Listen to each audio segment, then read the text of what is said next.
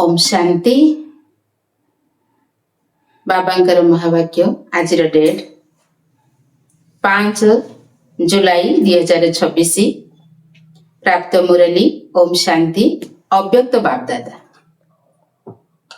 आज बाबा कहते मोर को तोर रे परिवर्तन करी चिंता मुक्त सम्राट हुआ। गोटे सेकेंड रे व्यर्थ को बिंदु लगाइबार अभ्यासी होई प्रत्येक विकल्प तथा समय को सफल कर। बाबा कहले मोर को तोर रे परिवर्तन करी चिंता मुक्त सम्राट हुआ। गोटे सेकेंड रे व्यर्थ को बिंदु लगाइबार अभ्यासी होई प्रत्येक विकल्प तथा समय को सफल कर। आजी बापदादा चारिआडर निजर चिंतामुक्त सम्राट पिलामानको देखुछंती। एही भली चिंतामुक्त सम्राट मानकर सभा एही समय रे ही देखिबाकू मिलिथाय। काहेकि ना एबे ही बाबा चिंतारू हरण करी चिंतामुक्त सम्राट करुछंती। सेथिपाई तुम मानकर एही सभा एही समय रे ही देखिबाकू मिलुछि। तुमे समस्ते अमृत बेलारे उठिबा ठारू चिंता मुक्त स्थिति रे स्थित होई जाउछ। खाली खाई पी कर्म करी मध्य कौनसी चिंता नाही। सोईबा समय रे मध्य चिंता मुक्त एही भली सम्राट मध्य अट।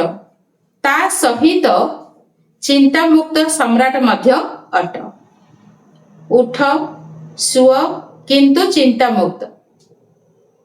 एही भली अनुभव करुछ तो काहेकि ना तुमे समस्ते बाबा को निजर चिंता देई तांको ठारू खुशीर निशा संग्रह करी नेइछ। सेथिपाई चिंता मुक्त सम्राट होई जाइछ। जदि चालू चालू कौनसी चिंता आसी जाउछि तेबे से तुमको कौन करि देउछि। जदि तुमर निशा रहिछि तेबे समक उपरे आलोकर चमक जाउछि। जदि चिंता आसी जाउछि तेबे बोझर टोकई आसी जाउछि। एबे कुह तुमको आलोकर चमक भल लागुछि ना बोझर टोकई भल लागुछि। तेबे चिंता मुक्त सम्राट निजको मध्य प्रिय लागि थाए एवं जेउ माने एही भली स्थिति रे उडु थांती सेमानकर चमकुथिबा आलोक को देखि अन्य मानक भितरे मध्य केते स्नेह सृष्टि होई थाए। सेथिपाई बापदादा सर्वदा पिलामानको चिंता मुक्त सम्राट स्थिति रे अर्थात एही भली स्मृति स्वरूप रे स्थित करी चलीछंती। सेथिपाई तुम मानकर चित्र रे मध्य भक्त माने दुईटी मुकुटधारी रूप रे देखाउछंती। गोटिए हैला आलोकर मुकुट, द्वितीय रे विकार गुड़िक ऊपर विजय प्राप्त करी सम्राट हेबार मुकुट। एही भली डबल मुकुट देखाउछंती। सेथिपाई बापदादा प्रत्येक संतान को सर्वदा एही शिक्षा देउछंती जे सर्वदा मौजरे रहिबा बहुत सहज अटे। काहेकि सहज अटे? केवल हदर मोर पणिया बाबा को दे दियो। मोर को जदि तोर करी देबो तेबे चिंता मुक्त सम्राट होई जिवो। मात्र गोटिए ही शब्दर पार्थक्य अटे, तार मोर। तो एवं मो एही दुईटी शब्दर पार्थक्यर चिंता मुक्त सम्राट होई जाउछ। सहज अटे ना? समस्ते चिंता मुक्त सम्राट होई जाई छांती ना? एबे भी चिंता रहिछि। बाबा पचारुचंदी समस्ते चिंता मुक्त सम्राट होई जाइछ ना? ना एबे भी चिंता रहिछि। जदि केबे भी आत्मिक निशा परिवर्ते चिंता आसी जाउछि तेबे एहार कारण केवल तोर मोर। ତୋର ପରିବର୍ତ୍ତେ ମୋର ଭାବିବା ଦ୍ୱାରା ଚିନ୍ତା ଆସି ଯାଉଛି। ତେବେ ସମସ୍ତଙ୍କର ବାସ୍ତବିକ ଫଳାଫଳ କ'ଣ? ସବୁ ଚିନ୍ତା ଦେଇଛ ନା ମଝିରେ ମଝିରେ ନଶାକୁ ଛାଡ଼ି ଚିନ୍ତାକୁ ନେଇ ଯାଉଛ? କ'ଣ ଚିନ୍ତା ଆସୁଛି ନା? ଚିନ୍ତାମୁକ୍ତ ସ୍ଥିତିରେ ରହୁଛ? ବାବା ପଚାରୁଛନ୍ତି, ଯେଉଁମାନେ ସର୍ବଦା ଚିନ୍ତାମୁକ୍ତ ସମ୍ରାଟ ସ୍ଥିତିରେ ରହୁଛନ୍ତି ସେମାନେ ହାତ ଉଠାଅ। ବାବା ପଚାରୁଛନ୍ତି, ପକ୍କା ନା କେବେ କେବେ? ଚିନ୍ତାମୁକ୍ତ ସମ୍ରାଟ ହାତ ଉପରକୁ ଉଠାଅ। କେବେ କେବେ ବାଲା ମଧ୍ୟ ଅଛନ୍ତି। ସେବାର ଚିନ୍ତା ରହିବା ଅଲଗା କଥା। ସେବାର ଚିନ୍ତା ରହିବା ଅଲଗା କଥା, କିନ୍ତୁ ସେହି ଚିନ୍ତା ତ ଅନ୍ୟମାନଙ୍କୁ ମଧ୍ୟ ଚିନ୍ତାମୁକ୍ତ କରିବାର ଆଧାର ଅଟେ। ନିଜର ସମ୍ରାଟ ହାତ ଉପରକୁ ଉଠାଅ। ବାବା ପଚାରୁଛନ୍ତି, ପକ୍କା ନା କେବେ କେବେ? ଚିନ୍ତାମୁକ୍ତ ସମ୍ରାଟ ହାତ ଉପରକୁ ଉଠାଅ। କେବେ କେବେ ବାଲା ମଧ୍ୟ ଅଛନ୍ତି। ସେବାର ଚିନ୍ତା ରହିବା ଅଲଗା କଥା।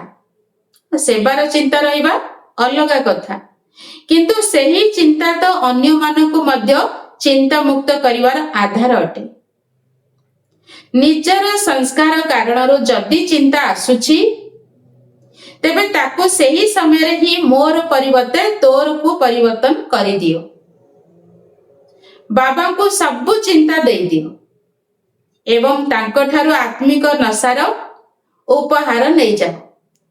କାହିଁକି ନା ବାବା କେବଳ ପିଲାମାନଙ୍କର ଚିନ୍ତାକୁ ନେଇ ଆତ୍ମିକ ନିଶା ଦେବା ପାଇଁ ହିଁ ଆସିଛନ୍ତି। ତେଣୁ ଚେକ୍ କର, ମୋ ଭିତରେ କେବେ କେବେ ବହୁତ ସମୟର ସଂସ୍କାର ପ୍ରଗଟ ହୋଇ ଯାଉନାହିଁ ତ?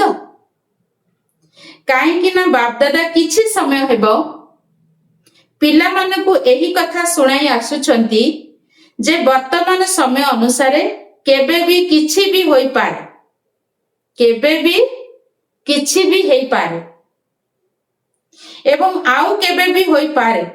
ସେଥିପାଇଁ ପ୍ରତ୍ୟେକ ସନ୍ତାନକୁ ନିଜ ଉପରେ ଏତିକି ଧ୍ୟାନ ଦେବାକୁ ହେବ ଯେ ଗୋଟିଏ ସେକେଣ୍ଡ ଭିତରେ ଯଦି ବିନ୍ଦୁ ଲଗାଇବାକୁ ଚାହିଁବ ତେବେ ଲଗାଇ ପାରିବ। ଧରିନିଅ ଯଦି କୌଣସି ବ୍ୟର୍ଥ ସଂକଳ୍ପ ଆସି ଯାଉଛି, ତେବେ ବିନ୍ଦୁ ଲଗାଇ ଗୋଟିଏ ସେକେଣ୍ଡ ଭିତରେ ବ୍ୟର୍ଥକୁ ସମାପ୍ତ କରିପାରିବ। ଏହି ଅଭ୍ୟାସ ହିଁ ବର୍ତ୍ତମାନ ଦରକାର। ଏତିକି ଅଭ୍ୟାସ କିଛି କର, ସେତିକି ବେଳେ ସମୟର ପରିସ୍ଥିତି ଅନୁସାରେ ପୁରୁଷାର୍ଥ କରି ବ୍ୟର୍ଥକୁ ସମାପ୍ତ କରିବାର ଆବଶ୍ୟକତା ପଡ଼ିବ।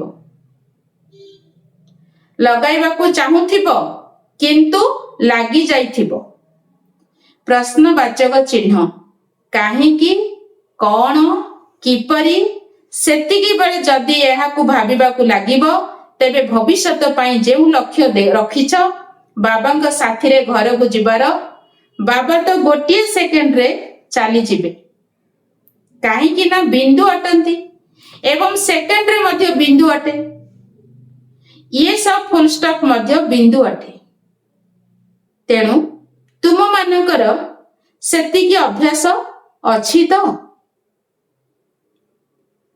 ଏଥିପାଇଁ ଏବେଠାରୁ ଯଦି ଏହି ଅଭ୍ୟାସର ଅଭ୍ୟାସୀ ହୋଇଯିବ, ତେବେ ବାବାଙ୍କ ସମାନ ଶ୍ରୀମତର ହାତରେ ହାତ ଦେଇ ନିଜର ଘରେ ପହଞ୍ଚିଯିବ। ସେଥିପାଇଁ ବାପଦାଦା ପୂର୍ବରୁ ମଧ୍ୟ ଶୁଣାଇ ସାରିଛନ୍ତି ଯେ ଦୁଇଟି କଥା ଉପରେ ବିଶେଷ ଧ୍ୟାନ ଦିଅ। ବାବା କହିଛନ୍ତି ଦୁଇଟି କଥା ଉପରେ ବିଶେଷ ଧ୍ୟାନ ଦିଅ। ସେଇ ଦୁଇଟି କଥା କ'ଣ? ଗୋଟିଏ ହେଲା ସଂକଳ୍ପ ରୂପକ ସମ୍ପତ୍ତି ଏବଂ ଦ୍ୱିତୀୟଟି ସମୟ ରୂପକ ସମ୍ପତ୍ତି। ଏମିତି ତ ଅନେକ ଗୁଡ଼ିଏ ସମ୍ପତ୍ତି ମିଳିଛି। ଜ୍ଞାନର ସମ୍ପତ୍ତି, ଶକ୍ତିର ସମ୍ପତ୍ତି, ଯୋଗ ଦ୍ୱାରା ଯାହା ବି ସବୁ ମୁଖ୍ୟ ସମ୍ପନ୍ନ ହେବାର ଉପାୟ ଗୁଡ଼ିକ ରହିଛି, ସବୁ କିଛି ପ୍ରାପ୍ତ କରାଇ ଦିଆଯାଇଛି। କାହିଁକି ନା ଏହି ସଙ୍ଗମ ଯୁଗର ସମୟ ସାରା କଳ୍ପ ଭିତରେ ବିଶେଷ ଅମୂଲ୍ୟ ସମୟ ଅଟେ। କେବଳ ଏହି ସମୟରେ ହିଁ ଯେତିକି ପ୍ରାପ୍ତି କରିବାକୁ ଚାହୁଁଛ ସେତିକି କରିପାରିବ। କାହିଁକି ନା ଏହି ଗୋଟିଏ ଜନ୍ମ ମହାନ ଜନ୍ମ ଅଟେ। ଏହି ଗୋଟିଏ ଜନ୍ମରେ ଅନେକ ଜନ୍ମର ପ୍ରାରବ୍ଧ ଜମା କରିବାକୁ ହେବ। ତେଣୁ ସଙ୍ଗମ ଯୁଗର ସମୟକୁ ଗୋଟିଏ ସେକେଣ୍ଡ ମଧ୍ୟ ନଷ୍ଟ କରିବାର ନାହିଁ। ଗୋଟିଏ ସେକେଣ୍ଡର ସମ୍ପର୍କ ଅନେକ ଜନ୍ମ ସହିତ ରହିଛି। ଜମା କରିବାର ଗୋଟିଏ ବର୍ଷ ଅନେକ ବର୍ଷର ପ୍ରାପ୍ତିର ଆଧାର ଅଟେ। ସେଥିପାଇଁ ଏହି ସମୟର ମୂଲ୍ୟ ସେକେଣ୍ଡ ବା ମିନିଟ ନୁହେଁ, 1 ଘଣ୍ଟା ମଧ୍ୟ ମହାନ ଅଟେ ଏବଂ 1 ସେକେଣ୍ଡ ମଧ୍ୟ ମହାନ ଅଟେ। ଏବଂ 1 ସଂକଳ୍ପ ହେଲା ଏହି ସଙ୍ଗମ ଯୁଗୀ ଜନ୍ମର ବିଶେଷ ଆଧାର। ଦେଖ, ତୁମେ ମାନେ ଯେଉଁ ଯୋଗ ଲଗାଉଛ ତାକୁ ମନ୍ମନା ଭାବ କହୁଛ ନା, ଏବଂ ଏହା ହିଁ ମୂଳ ଦ୍ୱାର ଆଧାର ଅଟେ।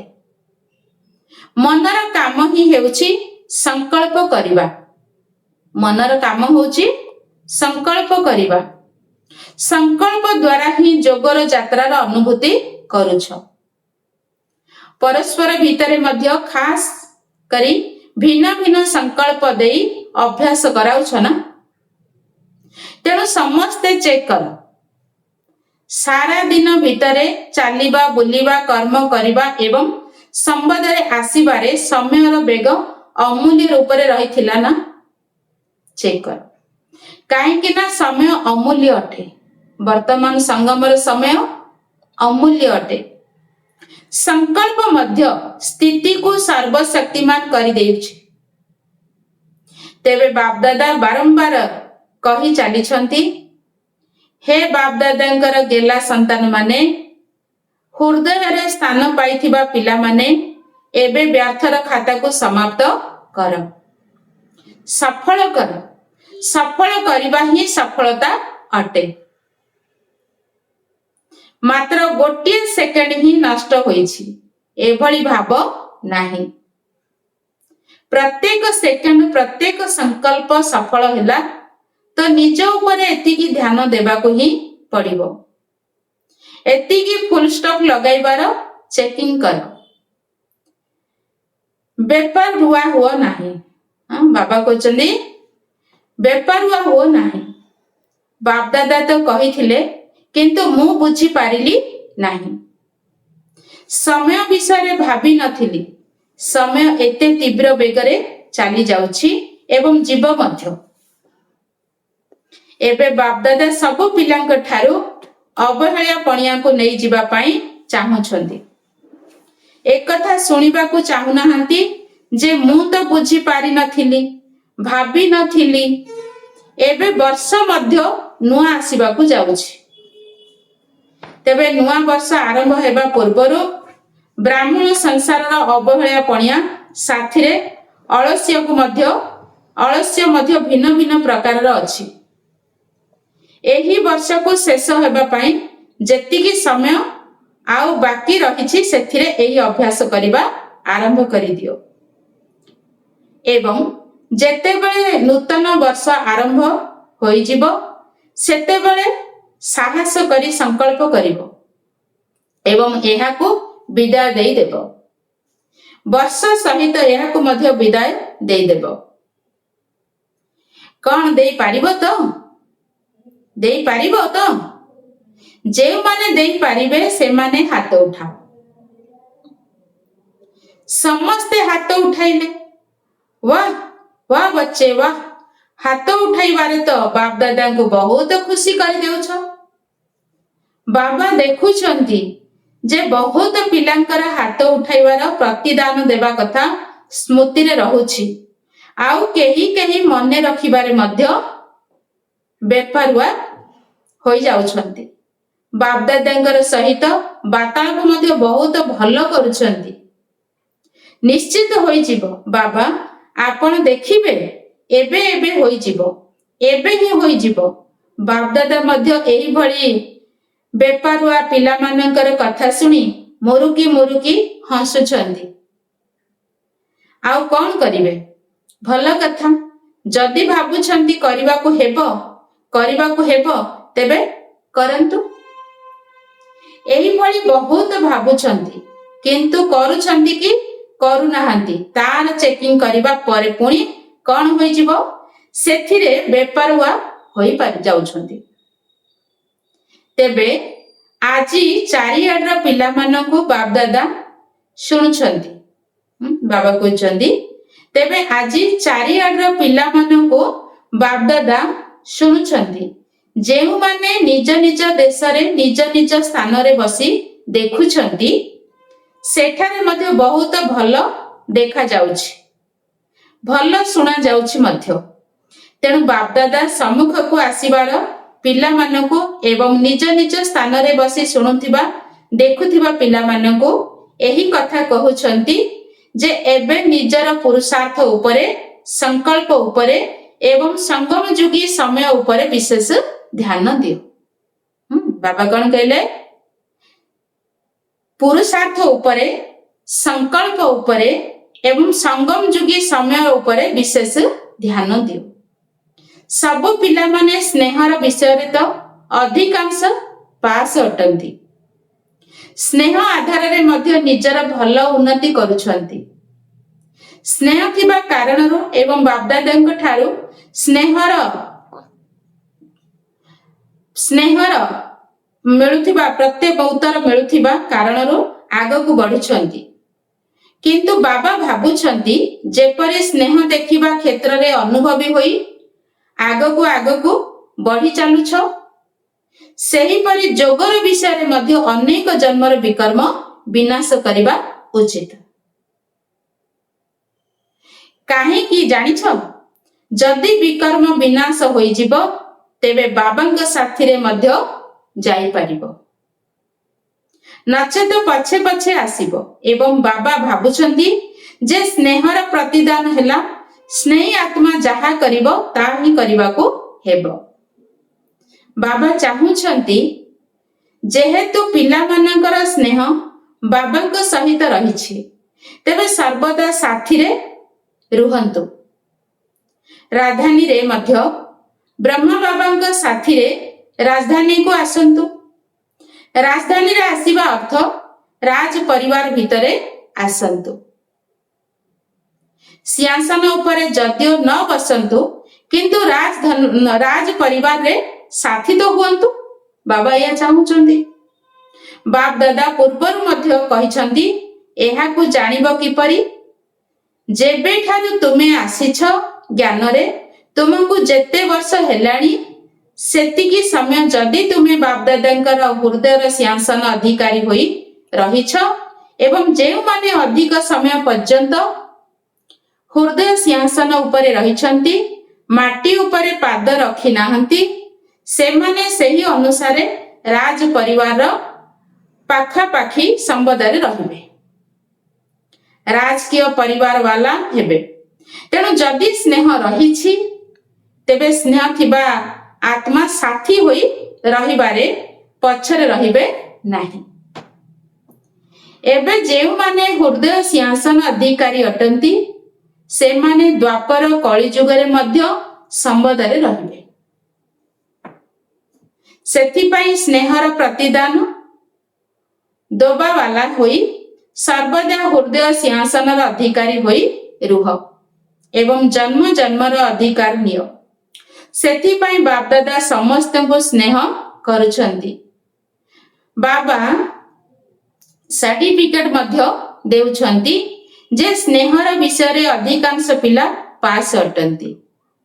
ଏବେ କିନ୍ତୁ ସବୁ ବିଷୟରେ ପାସ୍ ହେବାକୁ ହିଁ ପଡିବ।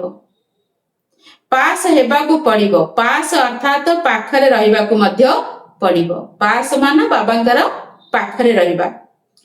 ଯେଉଁ ପିଲାମାନେ ପ୍ରଥମ ଥର ପାଇଁ ଆସିଛନ୍ତି ସେମାନେ ଉଠ। ପ୍ରଥମ ଥର ଆସିଛ, ଅଧା କ୍ଲାସ ତ ନୂଆ ଅଛନ୍ତି। ଯଦି ଆସିଛ ତେବେ ବାପଦାଦା ଆସିଥିବା ପିଲାମାନଙ୍କୁ ସ୍ୱାଗତ କରୁଛନ୍ତି। ଅଭିନନ୍ଦନ। ପ୍ରଥମ ଥର ଆସିବାର ଅଭିନନ୍ଦନ। ଯଦିଓ ବିଳମ୍ବରେ ଆସିଛ ପୁଣି ବି ଅତି ବିଳମ୍ବ ହେବା ପୂର୍ବରୁ ଆସିଯାଇଛ।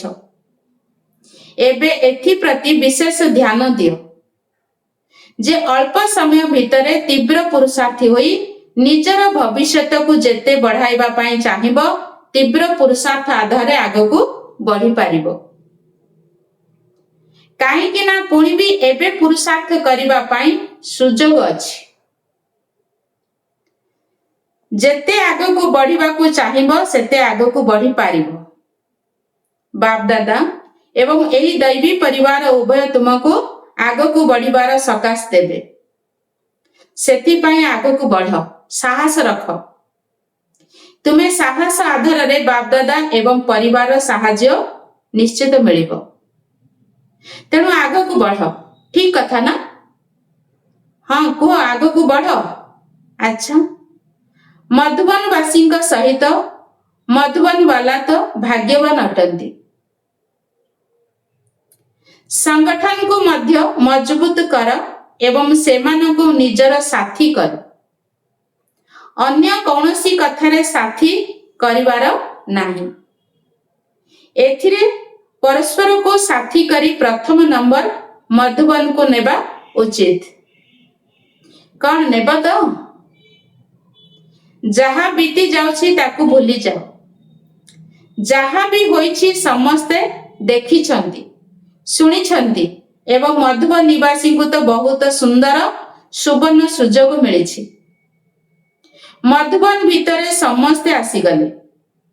ତେଣୁ ମଧୁବନ ବାଲା ଯଦି ମିଳିମିଶି, ଏମିତି ନୁହେଁ ଯେ ପାଣ୍ଡବ ଭବନ ଅଲଗା ବା ଅନ୍ୟ କୌଣସି ସ୍ଥାନ ଅଲଗା ଅଟେ। ନା, ମଧୁବନ ମାନେ ସମସ୍ତେ ଏକ ଅଟ।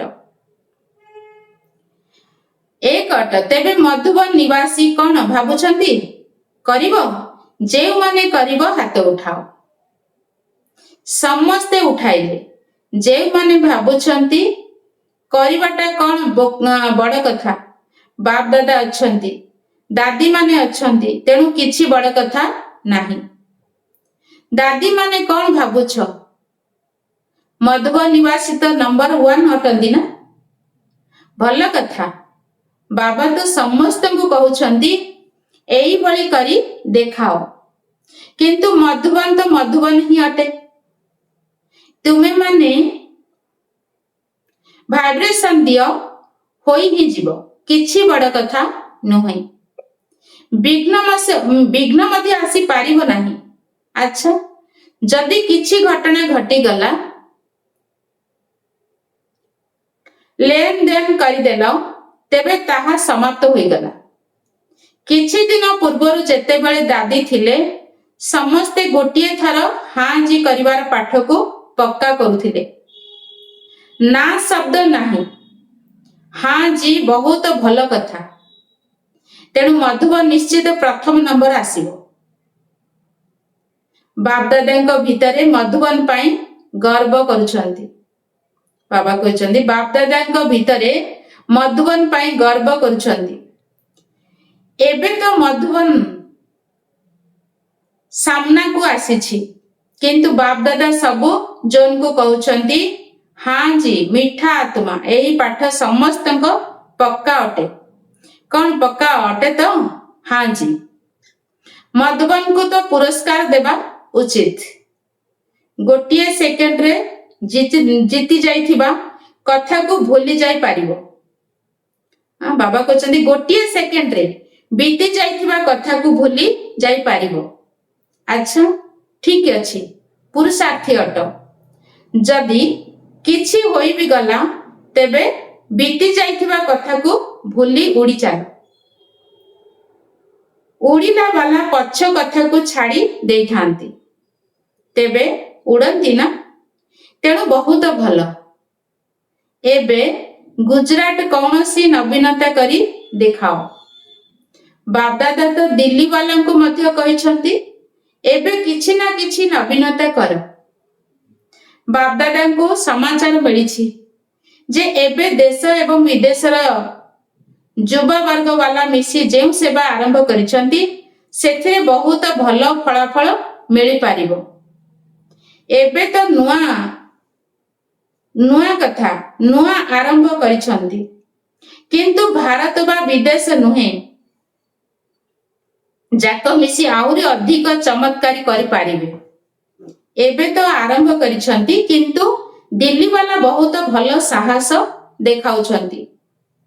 आरंभ तो करि देइछंती, किंतु सारा विश्व रे जदि एही व्यापी जीव तेबे विदेश एवं देश मिसी करी गोटिए ब्राह्मण परिवार सृष्टि होईछि एवं आगो को विश्व को मध्य एही परिवार करिदेबो।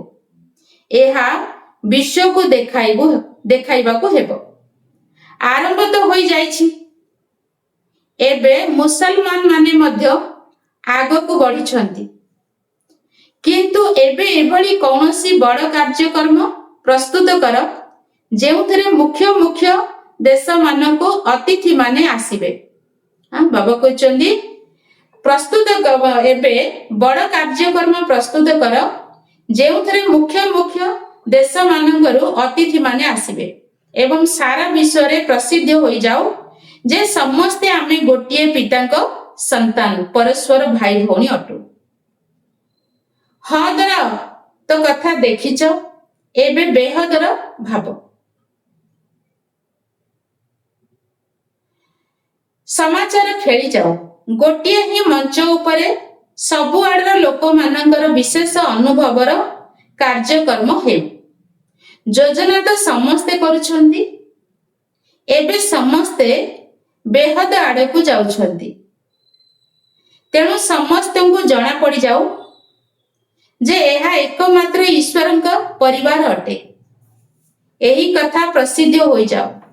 बाकी तो समस्ते जेउ माने भी आसुछ, सेवा मध्य करुछ, सो पुरुषार्थ मध्य करुछ एवं एहा ईश्वरीय कार्य अटे। एहा मध्य दुनिया पाई प्रसिद्ध होई जिवो।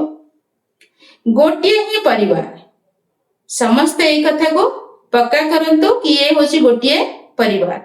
अच्छा, चारियाडर पिला मानको बाप दादा एवं एबे अभिनंदन देउछंती। प्रत्येक दिन प्रत्येक घंटारे आगो को बढ़िबार अभिनंदन। समय तुम मानको अपेक्षा करिछि, तुमे किंतु समय को अपेक्षा कर नहीं।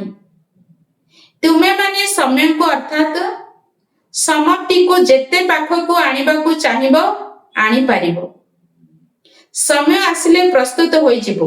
एहा तुम ब्राह्मण मानकर संकल्प हेबा उचित नुहे। तुमे समय को पाख को आण। तेणु बाप दादा एबे कौन जवाब देबे? कौन जवाब देबे? समय आसिला कि आसिला एही कथा कहिबे। तुम मानक तरफरु एही उत्तर देबो। कौन उत्तर देबो कुह? कौन उत्तर देबो? एबे समय को समीप को अर्थात पाख को आनिबार अर्थ हैला निज को संपन्न एवं संपूर्ण करिबा। काहेकि ना बाप दादा एका एका तो जीवे नहीं, पिला मानक सांगरे ही जीवे। तेणु एहार तारीख निर्धार्य कर। केते दिन भीतर हेबो? काम तो समस्त को दिया जाइछि। एबे परस्पर भीतर परामर्श कर। बाप दादा प्रकृति को कौन उत्तर देबे? प्रकृति बहुत दुखी अटे। दुखी आत्मा माने मध्य मन भीतर बहुत चित्कार करुछंती। तेणु मानसिक सेवा को एबे अधिक बढ़ाओ। करुछ मध्य, किंतु एबे लगातार बढ़ी चलो। ताको आहुरी बढ़ाओ। काहेकि ना प्रकृति एवं दुखी आत्मा माने बाबा को पाख को आसुछंती। तेणु तुमे माने ताको किछि शांतिर बा सुखर अनुभूति करा। से माने गोटिए सेकेंड पाई हेउ पछके शांति चाहुछंती। कहउछंती टिकिए शांति देई दियो। जेपरि कौनसी भोकिला लोक भाबु थाए टिकिए भी किछि मिली जानता कि, अल्प टिकिए भी जानता कि। तेणु एबे मानसिक सेवा को मध्य बढ़ाओ। बाणीर सेवा तो करुछ। बाप दादा खुशी अछंती। अच्छा, बाप दादा जेउ होमवर्क देइछंती ताकू मने रखिबो एवं अन्य मानको मध्य मने पकाई देबो। अच्छा, बाप दादांकर ହୃଦୟ ସିଂହାସନ ଅଧିକାରୀ ପିଲାମାନଙ୍କୁ ବିଶ୍ୱ କଲ୍ୟାଣକାରୀର କର୍ତ୍ତବ୍ୟରେ ସର୍ବଦା ଆଗକୁ ବଢୁଥିବା ପିଲାମାନଙ୍କୁ ବାପଦାଦା ଦୃଷ୍ଟି ଦେବା ସହିତ ଆନ୍ତରିକ ସ୍ନେହ ସମ୍ପୂର୍ଣ୍ଣ ଅଭିନନ୍ଦନ ମଧ୍ୟ ଦେଉଛନ୍ତି। ପ୍ରତ୍ୟେକ ସନ୍ତାନ ଦୂରରେ ବସିଥିଲେ ମଧ୍ୟ ସମ୍ମୁଖରେ ବସିଥିବାର ଅନୁଭବ କରୁଛନ୍ତି ଏବଂ ବାପଦାଦା ସବୁ ପିଲାଙ୍କୁ ଆନ୍ତରିକ ଭିତରେ ସମାହିତ କରିବା ସହିତ ସମସ୍ତଙ୍କୁ ନମସ୍ତେ ନମସ୍ତେ କରୁଛନ୍ତି। ନମସ୍ତେ ବାବା, ନମସ୍ତେ। ଆଜିର ବରଦାନ, ସ୍ନେହ ଏବଂ ଶକ୍ତି ରୂପକ ସନ୍ତୁଳନ ଦ୍ୱାରା ସେବା କରୁଥିବା ସଫଳତାର ମୂରତ ଭବ। ବାବା କହିଲେ ସ୍ନେହ ଏବଂ ଶକ୍ତି ରୂପକ ସନ୍ତୁଳନ ଦ୍ୱାରା ସେବା କରୁଥିବା ସଫଳତାର ମୂଳକ ଭବ, ସଫଳତାର ମୂରତ ଭବ। ଯେପରି ଗୋଟିଏ ଆଖିରେ ବାବାଙ୍କର ସ୍ନେହ ଏବଂ ଅନ୍ୟ ଆଖିରେ ବାବାଙ୍କ ଦ୍ୱାରା ମିଳୁଥିବା କର୍ତ୍ତବ୍ୟ ଅର୍ଥାତ ସେବା ସର୍ବଦା ସ୍ମୃତିରେ ରହିଛି। ଗୋଟିଏ ଆଖିରେ ବାବାଙ୍କର ସ୍ନେହ, ଅନ୍ୟ ଆଖିରେ ବାବାଙ୍କ ଦ୍ୱାରା ମିଳୁଥିବା କର୍ତ୍ତବ୍ୟ ଅର୍ଥାତ ସେବା ସର୍ବଦା ସ୍ମୃତିରେ ରହିଛି। ସେହିପରି ସ୍ନେହୀ ମୂରତ ହେବା ସହିତ ଏବେ ଶକ୍ତି ସ୍ୱରୂପ ମଧ୍ୟ ହୁଅ। ସ୍ନେହ ସହିତ ତୁମର ବାଣୀରେ ଏଭଳି ଶକ୍ତି ରହିବା ଦରକାର। ବାବା କହୁଛନ୍ତି ସ୍ନେହ ସହିତ ବାଣୀରେ ଏଭଳି ଶକ୍ତି ରହିବା ଦରକାର ଯାହାକି କାହାର ବି ହୃଦୟ ବିଦୀର୍ଣ୍ଣ କରିଦେଉଥିବ। ଯେପରି ମା ପିଲାମାନଙ୍କୁ ଯେମିତିକା ଶବ୍ଦରେ ଶିକ୍ଷା ଦେଲେ ମଧ୍ୟ ମାର ସ୍ନେହ ଥିବା କାରଣରୁ ସ୍ନେହ ଶବ୍ଦ କଡ଼ା ଲାଗେ ନାହିଁ। ସେହିପରି ଜ୍ଞାନର ଯେଉଁ ସବୁ ସତ୍ୟ ରହସ୍ୟ ଗୁଡ଼ିକ ରହିଛି ସେଗୁଡ଼ିକକୁ ସ୍ପଷ୍ଟ ଶବ୍ଦରେ ଶୁଣାଅ, କିନ୍ତୁ ଶବ୍ଦ ଭିତରେ ସ୍ନେହ ସମାହିତ ହୋଇଥାଉ, ତାହେଲେ ସଫଳତା ମୂରତ ହୋଇପାରିବ। ଆଜିର ସ୍ଲୋଗାନ, ଯଦି ସର୍ବଶକ୍ତିମାନ ପିତାଙ୍କୁ ନିଜର ସାଥୀ କରିଦେବ ତେବେ ପଶ୍ଚାତାପ କରିବାରୁ ମୁକ୍ତ ହୋଇଯିବ। ଯଦି ସର୍ବଶକ୍ତିମାନ ପିତାଙ୍କୁ ନିଜର ସାଥୀ କରିଦେବ ତେବେ ପଶ୍ଚାତାପ କରିବାରୁ ମୁକ୍ତ ହୋଇଯିବ। ଆଚ୍ଛା, ଓମ୍ ଶାନ୍ତି।